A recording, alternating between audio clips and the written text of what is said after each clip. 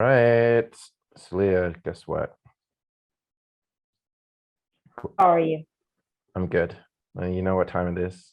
It's time for some salty popcorn reviews. You ready for this? Of course, excited. All right. Especially when it comes to marriage And it comes to marriage. Oh no, I feel like there's a story to and be all had the here. drama.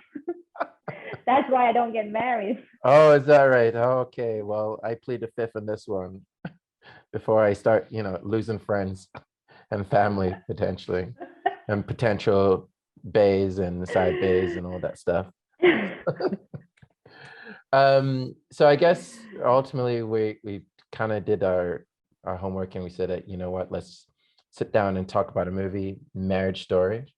So which is the 2019 movie directed by Noah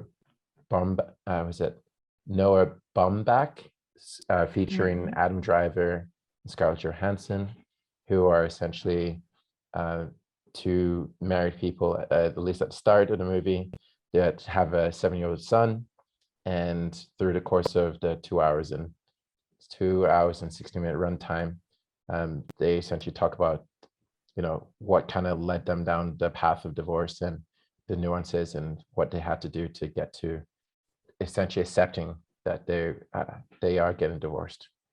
So I think for me, I'll just start it off, is the movie was damn long, like there was a parts of it for me, it felt like this is not a movie, this is a film. And that being said, you know what, it did get nominated for Best Picture, right? So I guess in a sense they're trying to tell a story through dialogue and things like that. So that's more of a film more than a movie. Movies are more of a entertainment kind of thing, a Marvel kind of thing. You turn off your mind and you just let the movie tell you stuff, right? Whereas this one, it really went into the nitty-gritty elements of, character development and, even location and talking about things like that. So I thought it was long, but at the end, I felt like, meh, it's all right. I won't get divorced anytime soon. That's what that told me. How about you? She is a mother who plays, really plays. She gives great presents.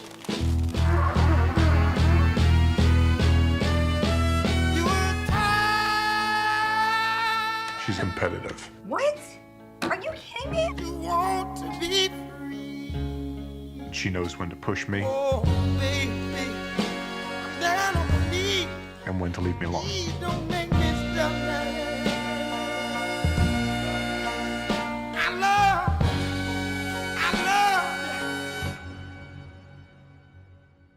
I thought we should talk. Okay.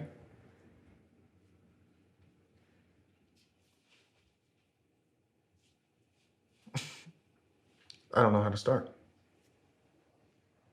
And your love is growing cold. My love is He's only thinking about himself. So, and she was improving in LA. She was like getting involved in the movie, being on set. But then she went to New York for him. And then she couldn't pursue what she wanted to do. So I understand why because sometimes, especially, and some women, they don't have goal in their life, so they really don't care. Their goal is just have a baby, just chill, be at home, whatever. But if acting was her passion and she was really making a progress in LA, so that's why I understand why she was a kind of disappointed in New York. But what I'm saying, for me, because at the beginning, I really liked the way that she was explaining him on a piece of paper. He's this, that's what I like him, that's what I don't like about him, and he was doing the same. I think this is very interesting. If people can, instead of just writing down for themselves, they just sit like two adults and communicate and say, yo, I like this about you, but I don't like this. So I think everything is just a communication. This is true. And you know what? Communication is often a very common downfall for a lot of people, a lot of relationships, could be romantic or not. And there's even a part in the movie. Oh, I guess we didn't say spoiler alerts and all that stuff, but there was even a part where even it wasn't necessarily a catalyst that led into the divorce, but it was definitely a step. It was when Adam Driver's character, so Charlie, he actually hooked up with one of his cast members, right? So and even though many times in reality that might be infidelity is sometimes the reason why people fall apart, but this was not the main reason for them falling apart. It was for that inability to feel like they could talk to each other about their insecurities or what was going on in their lives. And then also I think it's something you should note, you kind of sided with Nicole, so Scarlett Johansson's character. No, I'm not like that, because I have a feeling that she made a mistake by not telling him what she was really feeling. Maybe if she was telling him, they could have like reached an agreement that, okay, so maybe I can go to LA back and forth. We just try to make it happen. I mean, that it works for both of them. Yes. Yes. So I think she made a mistake by like keeping everything like inside. And then when he cheated, also like added like more fire into it. And then she exploded and she said, I want a divorce. So for him, like I don't like that when women, they don't communicate and they make men surprises. I mean, first talk and say what you think, and then surprise.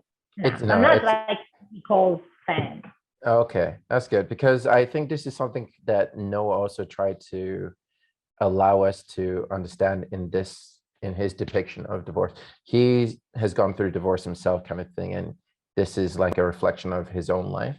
But I think from many people that have seen Marriage Story, the whole premise is that no one is supposed to come out feeling like one person's the villain, one person is the hero in the story, kind of thing.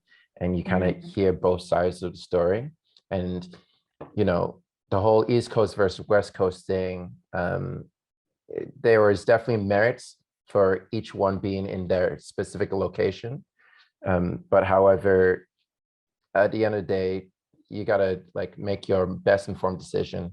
And yes, communication could have saved them from the start, but as we could even see during the course of the film, they were still engaging with each other, communicating. Yes, they have that one big row that everyone knows about. If you've not seen it, then definitely YouTube it. It's very captivating. I feel for the neighbors if the neighbors were in during that time. But communication I don't think it's too much of a hindrance for them, just because they were friends, they still cared for each other. But yes, maybe more dialogue could have helped them in the early stages than the latter stages. But yeah, that was it. So don't you think that if Nicole had communicated with Charlie, like Adam, things would have been changed and probably would have been better? It could. We don't know what we don't know, right? But I think there was a reasoning, right? They went to New York, right? Because of Adam's career. Charlie's career, right? And if you actually think about it too, is at the start of the movie, Charlie's career was at like almost the peak, where he was like, leading in demand for theater plays, whilst with Nicole, she was just, an actress and working her way into the theater stage or into the theater scene. And then at the end of this tale, we have Nicole now producing films and Charlie still trying to making his way, making it work for him in LA. So he wasn't as well off as Nicole was at the end. So the power dynamic kind of changed in terms of career strengths somewhere along the lines of this story. But but I think, to be quite honest, I'm okay with how the movie kind of showed like sacrifices had to be made for the convenience of the family of the child kind of thing. But no one's ever going to truly win, right? No one, you can't, if for example, being someone that's been in long distance relationships, there's going to be some element of sacrifice that has been made along the lines of courting this individual. So it could be staying up late nights, even though you're not a night out like I am, or maybe it's being away from your family for extended periods of time, right? Because you want to go see your significant other. So sacrifices have to be made somewhere along the line, but it's that dialogue that has to be had prior to the sacrifice being made. Maybe that's where they could have saved themselves a little headache. But this marriage story was not supposed to be a sad one. I don't think it's supposed to be one of oh, that's too bad, but they are friends. I think that's the most What would important. you do? What would you do if you were Charlie? If I was Charlie, and if my wife was Scarlett Johansson, I would make a lot I of would go sacrifices. anywhere that she wanted to go. I would be like, yo, baby, family who? Career what? No, it's all you, girl. It's all you. I'm a ride or die with you. Yeah. But on a serious note, though, if I was in Charlie's situation, there are points where he made promises to her and he didn't fulfill those promises. For example, when he said, what, you could direct the next one and next play kind of thing. And the next play came and she wasn't directing and he was. I think I probably would have been a little bit less selfish from my perspective for the sake of, loved ones. That's what I would have done potentially. But, when you look like ScarJo, I'm sure a lot more sacrifice can be made. I play looks on everything, but they do help. He cries easily in movies. I cried 4 times. Me too. He's very competitive. What's this? Who owns Baltic Avenue? He's very clear about what he wants. He's a great dresser. He never looks embarrassing, which is hard for a man. He takes all of my moods steadily. He doesn't make me feel bad about them. He rarely gets defeated, which I feel like I always do.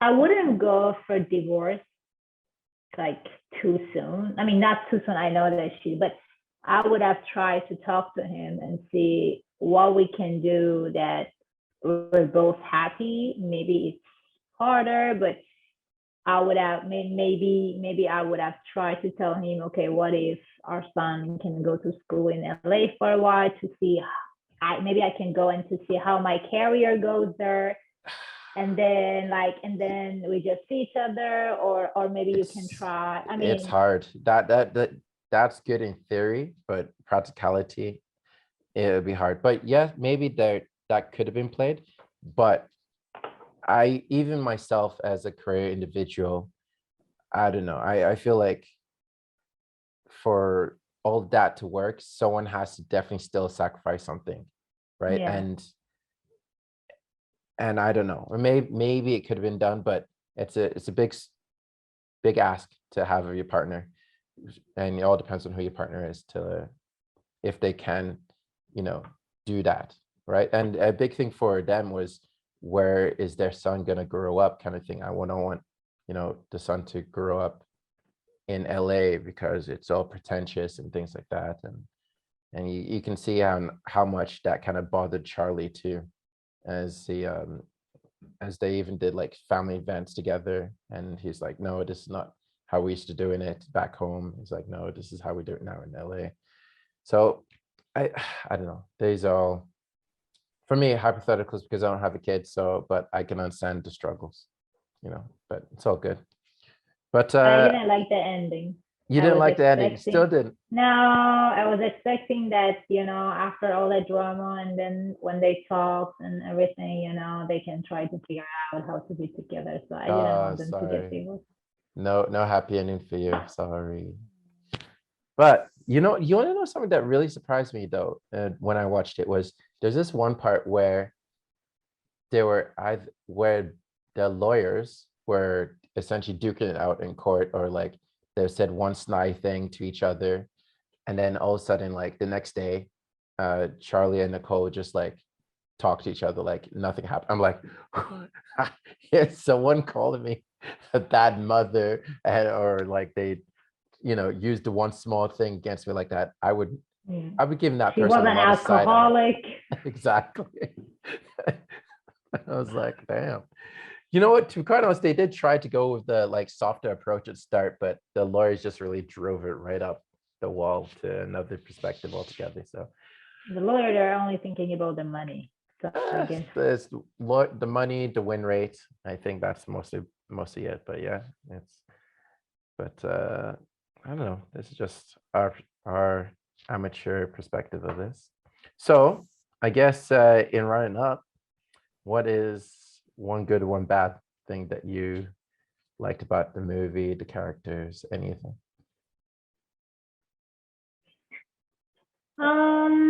In general, I like the movie, and I like the way that it really breaking, every little scene in the situation, and it was really because that people could understand what was really going on, and when people really they go through the divorce, what are like the drama and everything that they have to deal with. But I told you the bad thing was like I was expecting they don't get divorced. Marriage story should stay in marriage. I was like, babe, forget about the lawyer. We're gonna make it happen. I tried to be back and forth. Let's see what happens. Something like that. I was like, when I saw that they got divorced, and I was like, that was a kind of boring for me at the end. Yeah, I sorry. like the happy ending.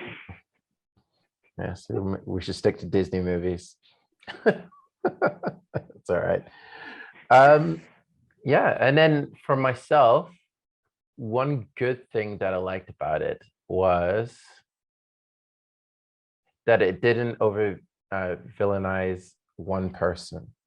So oftentimes when we watch movies, there's this analogy that I remember one day, was that if you see a movie about burglars burglar into a house kind of thing, and they're looking for the jewelry, and then as they're looking for the jewelry, the lights switch on and the homeowners come back, you start to feel anxious for the burglar because you came in with a burglar, you see their narration, their side of the story kind of thing, right? Whilst if it was the other way, you came home, you watch a film and you saw, you come back home and you realize you're being burgled, you then feel anxious as the homeowner, the person getting robbed, right? So those two sides of the story, right? But in this particular case, they gave us ample amount of time with Nicole, ample number of time with Charlie to kind of not feel too one-sided, right? So that's what I enjoyed about Noah's depiction of the story. Something I did not enjoy, I think to be quite honest, the people that I truly took as villains were the lawyers. I was like the lawyers. Yeah, the lawyers, the mean ones, like not the first one, the old guy that was helping out Charlie at the start. I was like, oh yeah, there's hope, there's a chance, But the one that he was divorced twice, or the bad one. The one that I liked was the old guy, the one that he used before he went to the big firm lawyer instead. Yeah. I like that one. He was You very like it? calm. Yeah, exactly. And, Exactly. like, So I like, relax. and I was like, oh yeah, I can. That's the kind of lawyer you should. He was like, get. don't fight it. You don't fight when you with women. Yeah, exactly. He shouldn't fight with women. So yeah, so I think, but I guess this is a whole artistic expression kind of thing. So not all lawyers are like that or mean-hearted, but they have to be to some extent, I guess, to get that way. And especially that, what's her name? It was Nora Fanshores, played by Laura Dean. At the very end, she still kind of stuck it to them. It's like, oh, you get 55% of custody. I was like, just so I can win. I was like, oh, that's a woman. But I like the lawyer, the women. Yeah. The Nora, yeah. Yeah, Nora Laura, yeah. And then the male lawyer was Ray Loretta. So anyways, so yeah, so that was my take. So if I was to give it a out of 10 rating, I would say, I'm a tough critic though, ladies and gentlemen, so don't come for me, but I would rate it like a 5, you know, like to me, it wasn't a life-changing movie story. So it's watch once, no need to watch it more than once, but at least watch it once. I really like the acting. Yeah. I think the emotions, the acting was very good. Maybe the story wasn't like something that you really like, oh wow, that was very new. Like it happens all the time. But I really like the way that they were like showing emotion. I don't like, or their acting method. Like I think that was, I mean, I would say 7. Wow. All right. You heard it from her first. 7. And you want to know what Rotten Tomatoes and IMDb have rated it? So IMDb rated it 7.9 out of 10, and Rotten Tomatoes 94%. So I swear I haven't checked that. The unofficial Rotten Tomatoes, the salty version of Rotten Tomatoes, has given it. So I guess an average is 6, but Saliya curved it the right way. All right, so I guess that's it. So any other closing remarks you want us to give to the audience before they? No, just wait for the next movie. Wait for the next movie. We haven't discussed what movie it's going to be, but I think it's my turn to pick. So I'll probably pick something that's really your juicy. turn. All right. Oh my God, you're gonna choose an action, and I'm gonna cry. What kind of action movie makes you cry? Like a really good action movie? Actually, that's I so really true. don't like action, but okay. I try. Oh, God bless you. God bless you. All right. I guess that's it. So thanks a lot, guys, for tuning in, and look out for the next episode. All right. Bye. Yeah, thank you guys. Bye.